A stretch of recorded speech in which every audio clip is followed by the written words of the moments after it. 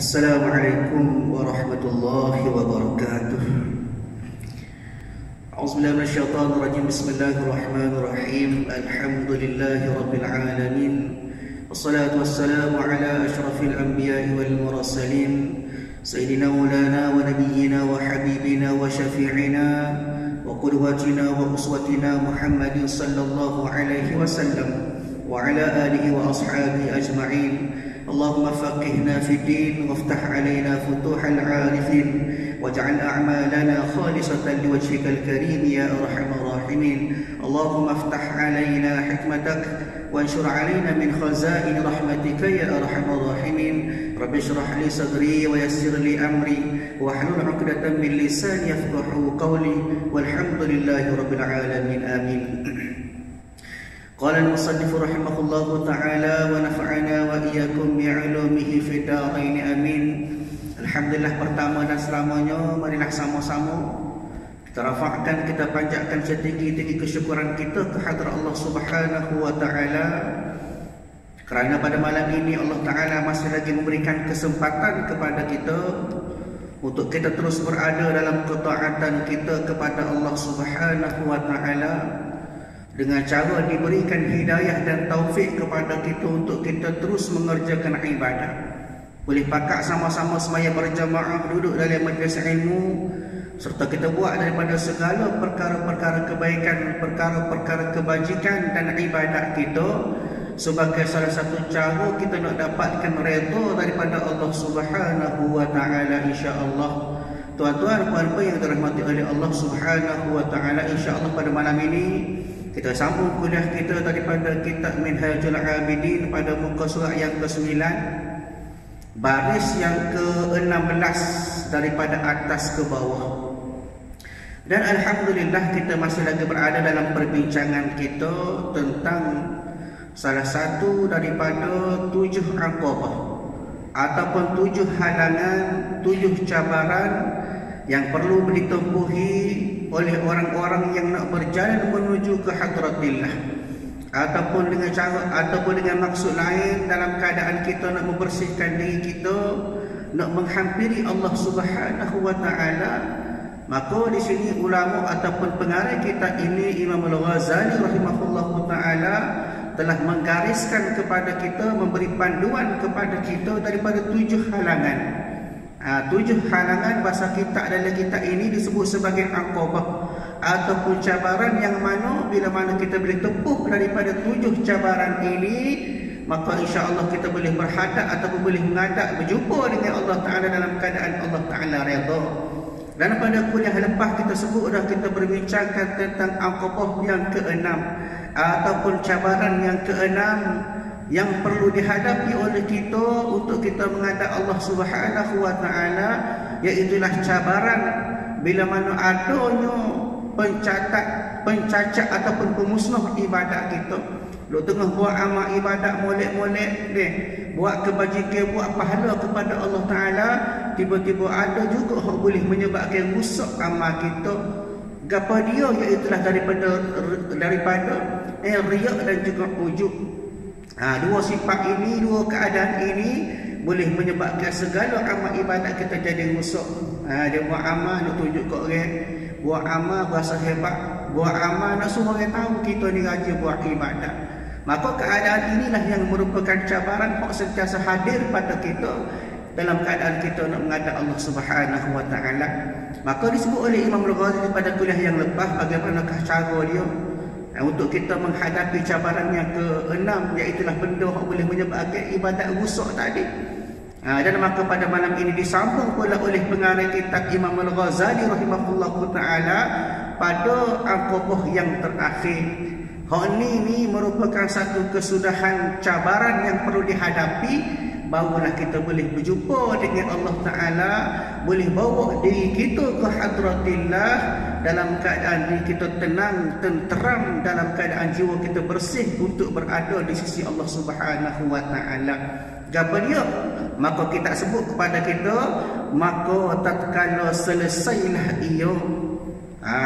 Pengarang kitab muallif sebut kepada kita, maka tatkala selesai, bila mana kita selesai dah Ia tu maknanya kita tu lah bagi orang yang sedang salikin ataupun orang yang sedang berjalan menuju ke hadratillah itu, bila mana selesailah ia daripada sekalian ini, maknanya sekalian aqabah, daripada 6 aqabah yang telah ditempuh, 6 cabaran, 6 halangan yang telah dihadap oleh orang yang berjalan menuju ke hadratillah ini, maka hasillah baginya ibadat.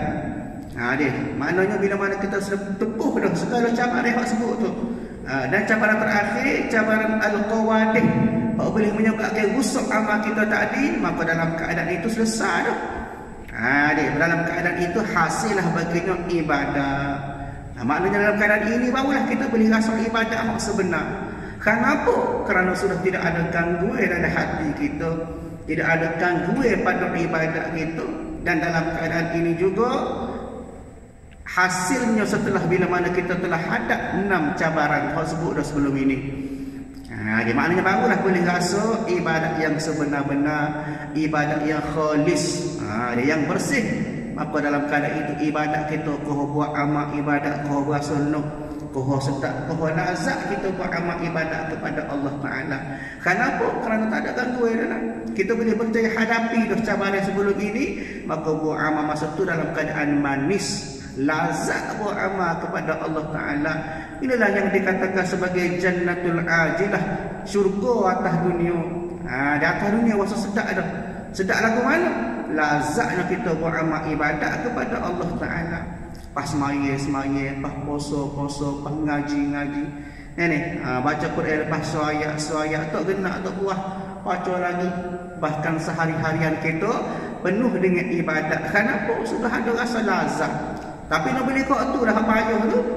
Nak boleh ke hati kita rasa bersih, comel, kena buai segala-gala yang boleh menyebabkan hati kita jadi semakin jauh daripada Allah Ta'ala.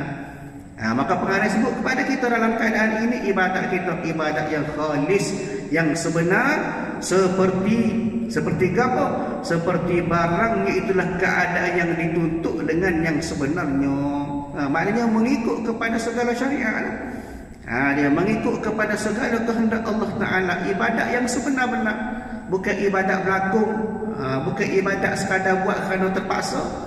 Dia bukan ibadat kerana orang suruh, bukan ibadat kerana malu ke orang. Dok. Kenapa?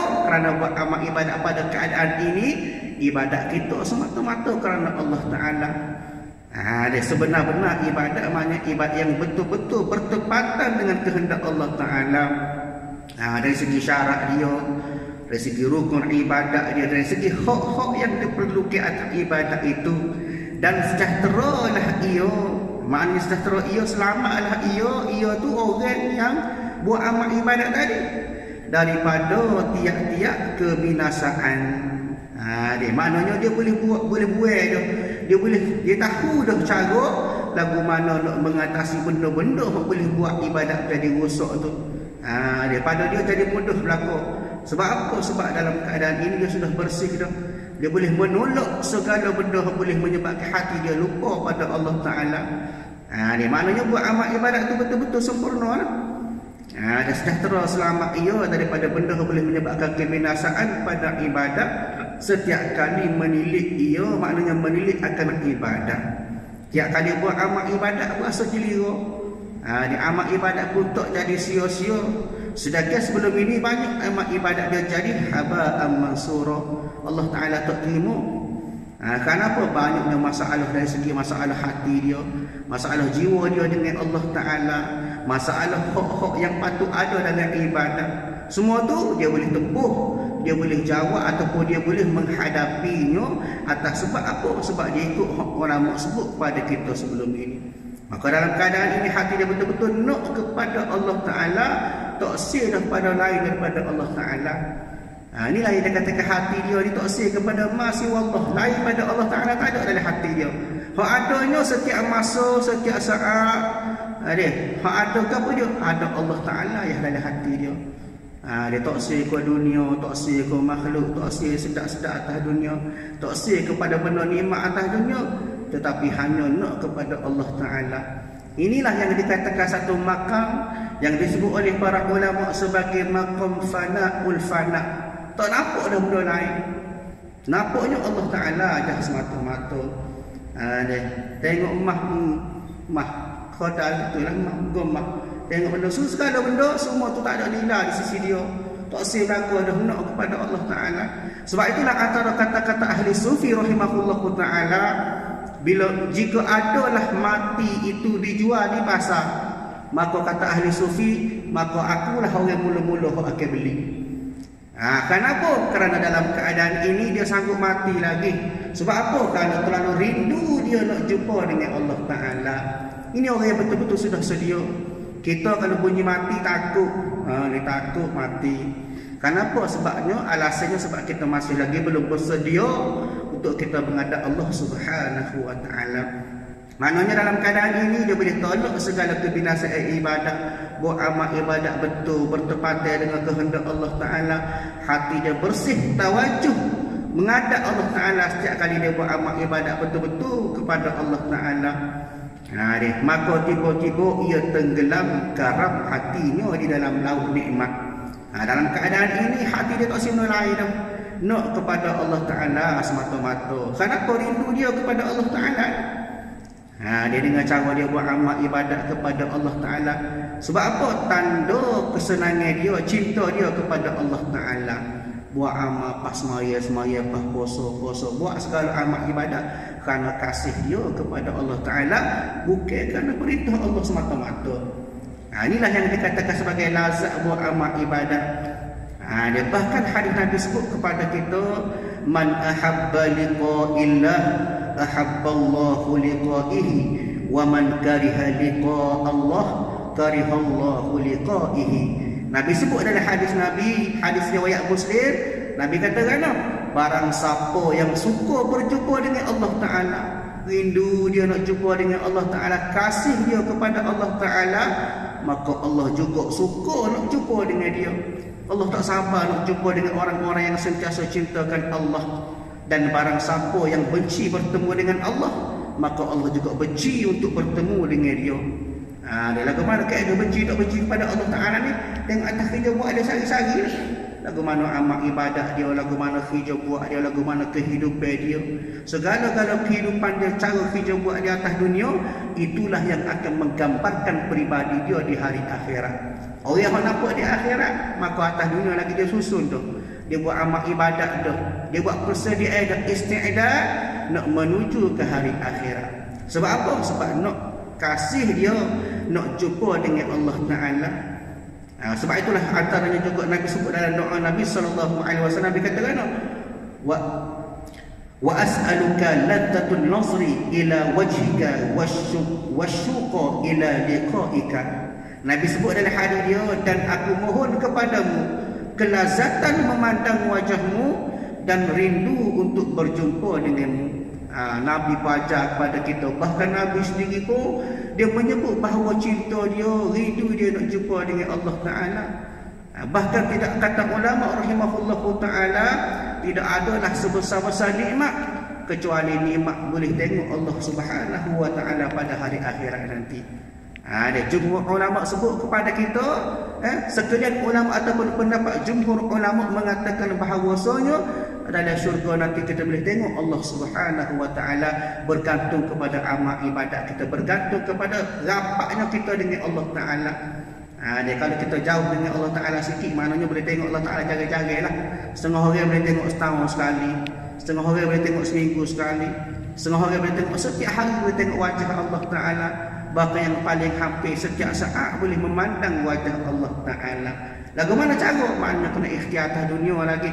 Hampirkan diri kita kepada Allah, maka insya-Allah Allah akan hampirkan kepada kita juga. Tapi syarat lagu itulah kena kita lawai semua, kena mujahadah nafsu kita, buat apa Allah Ta'ala suruh, tinggal apa Allah Ta'ala larang. Di dalam masa yang sama beriman kepada Allah Ta'ala, insya-Allah kita termasuk daripada kalangan orang-orang yang hampir dengan Allah Subhanahu Wa Ta'ala.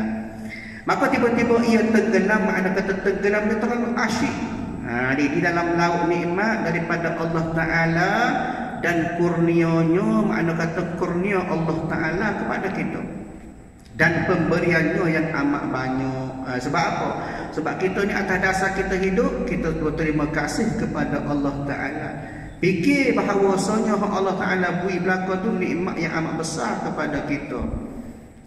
Nikmat ini maka ulama sebut kepada kita merupakan nikmat-nikmat yang patut kita syukurlah. Sebab itu tenggelam kita, maknanya kita terlalu asyik karam kita dalam laut nikmat. Maknanya kata banyaknya nikmat. Sampai ke Imam Al-Ghazali disebut sebagai laut nikmat. Iaitu luah banyak nikmat Allah Ta'ala beri kepada kita. Barang yang diberi Allah Ta'ala atasmu daripada pelbagai penolong, maknanya bi'aunillah, diberi oleh Allah Ta'ala dengan bantuan penolongan daripada Allah Ta'ala.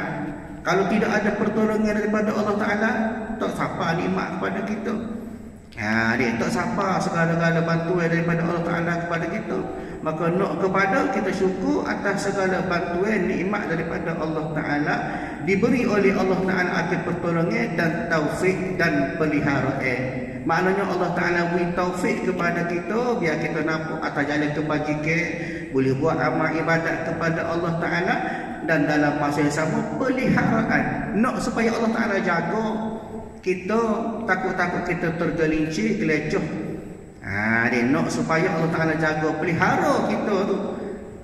Dan berbagai-bagai kuat, maknanya bantuan dan peliharaan. Ditakut-takut kita termasuk daripada maksiat kepada Allah dan sebagainya. Sebab itu kita kena sentiasa minta ke apa? Nombor satu, minta nikmat kepada Allah Ta'ala. Minta Allah Ta'ala beri sihat, Allah Ta'ala bagi peluang kepada itu untuk kita buat taat kepada Allah Ta'ala. Sebab itulah kalau kita perasan dalam doa yang ketiga, kita baca Yasin pada malam nisfu Syaban. Apa dia doa ketiga? Minta supaya Allah Ta'ala panjangkan umur, beri nikmat dan kita meninggal dalam agama Islam, dalam taat kita kepada Allah Ta'ala. Maknanya kita kena minta dengan Allah Ta'ala beri sihat, boleh buat amal ibadat. Sebab bukan semua orang Allah Ta'ala beri nikmat. Di setengah orang Tuhan tak beri nikmat, Tuhan menguraikan nikmat atas dia. Berbeza-beza nikmat Allah Ta'ala beri. Maka sebab itu kena minta pohon kepada Allah Ta'ala supaya diberi nikmat oleh Allah Ta'ala, dijaga daripada hati-hati kita supaya tidak termasuk kita ke dalam lembah-lembah kebinasaan, tak termasuk dalam golongan orang-orang yang buat maksiat kepada Allah Subhanahu wa Ta'ala. Baik. Dan takut ia daripada kalangan orang-orang yang berjalan yang nak menuju ke hadratillah. Takut ke apa? Takut ia jikalulah dia tu adalah ia jika ada terjatuh daripadanya oleh lalai. Kita kena ingat kita ni kadang-kadang jatuh kepada lalai kita kepada Allah Subhanahu wa Ta'ala. Kadang-kadang dalam semaya gali-gali pun duk lalai lagi kepada Allah.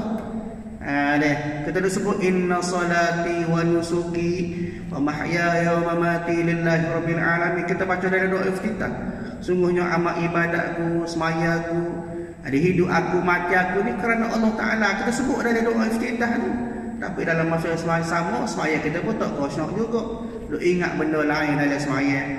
Bukan tempat kita lah, tempat lain tu hamba royak tu. Maknanya kadang-kadang mari lintas hati menyebabkan kita lala dalam kehidupan kita, bahkan boleh lala dalam amal ibadat kita. Sebab tu kita kena ada rasa takut lah. Supaya apa? Supaya tidak termasuk daripada kalangan orang lala, lupa ia bagi mensyukuri ia akan nikmat yang diberikan oleh Allah Ta'ala. Kadang-kadang kita lala bukan setakat lala atas ibadat, lala lupa kepada Allah Ta'ala, tapi dalam masa sama lupa juga kita untuk syukur kepada Allah Ta'ala. Takut lupa kita syukur atas nikmat Allah Ta'ala beri kepada kita. Syukur ni satu konsep, satu keadaan bila mana kita ni syukur, berterima kasih kepada Allah Ta'ala. Alhamdulillah.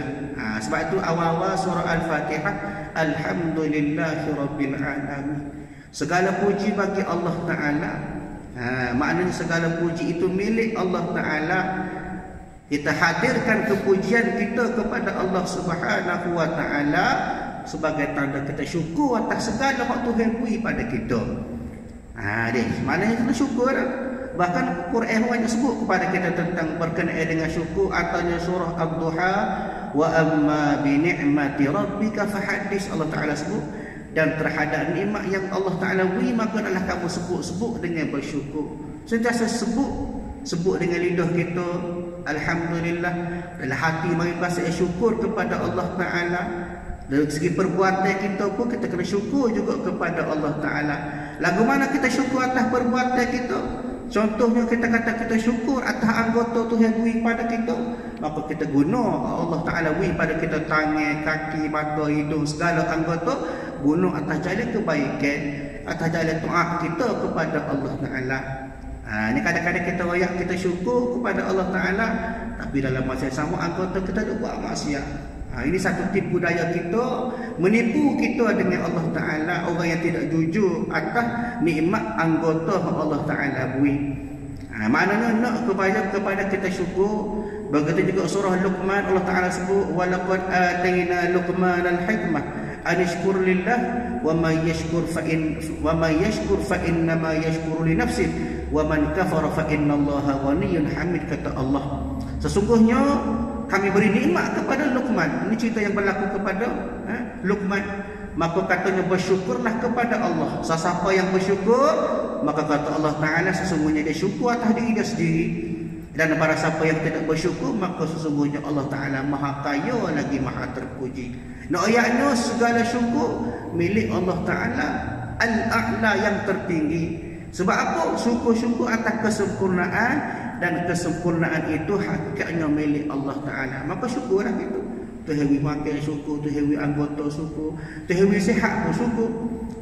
Tuhan uji sikit dengan kesakitan pun kadang-kadang kena syukur. Sebab apa? Boleh ingat kita kepada Allah Ta'ala. Dia nak ayat supaya kita sentiasa bersyukur. Jangan lupa, jangan lalai untuk kita mensyukurkan atas dia, atas Allah, atas nikmat Allah Ta'ala beri pada kita. Supaya apa? Supaya maka jatuh ia ke dalam kufur nikmat. Ni takut-takut kita termasuk kepada orang-orang yang syukur, yang kufur atas nikmat Allah Subhanahu wa Ta'ala. Ini yang kita takut. Ni nikmat Allah Ta'ala beri tapi kita kufur. Kufur nikmat dia berlawan ataupun dia berlawan dengan syukur nikmat. Dia berlawan lah.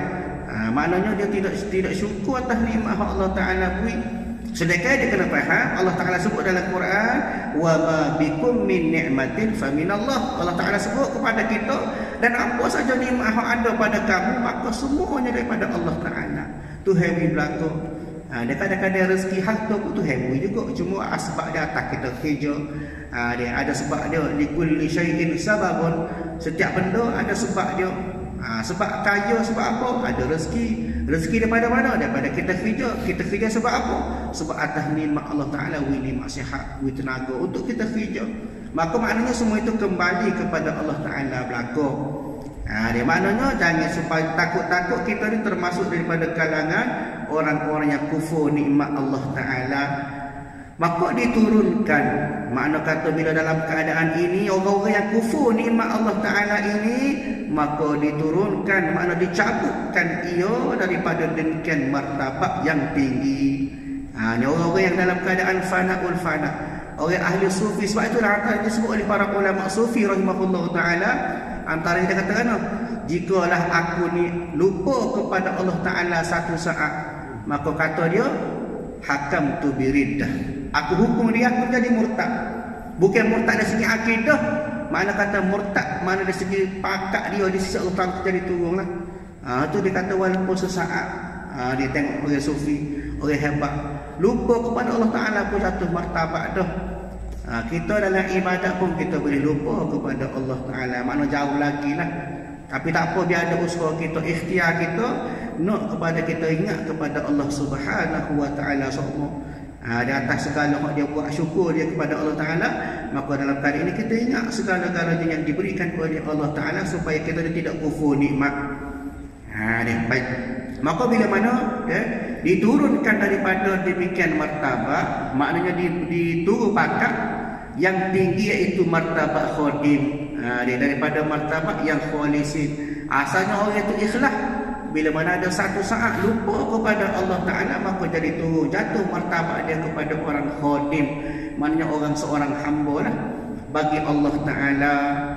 Dan dihilangkan daripada demikian nikmat yang mulia-mulia.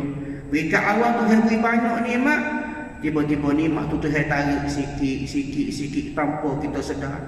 Inilah yang dikatakan sebagai orang-orang yang ditarik nikmat oleh Allah Ta'ala atas sebab kita ni kufur nikmat Allah Ta'ala beri kepada kita.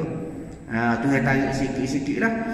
Dia daripada demikian nikmat yang mulia-mulia, daripada bagai aqaf, maknanya daripada lemah lembut Allah Ta'ala itu, dan elok tilik rahmatnya kepadanya.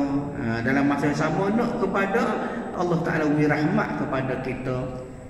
Dia bukan setakat kita nak syukur kepada Allah Ta'ala ya.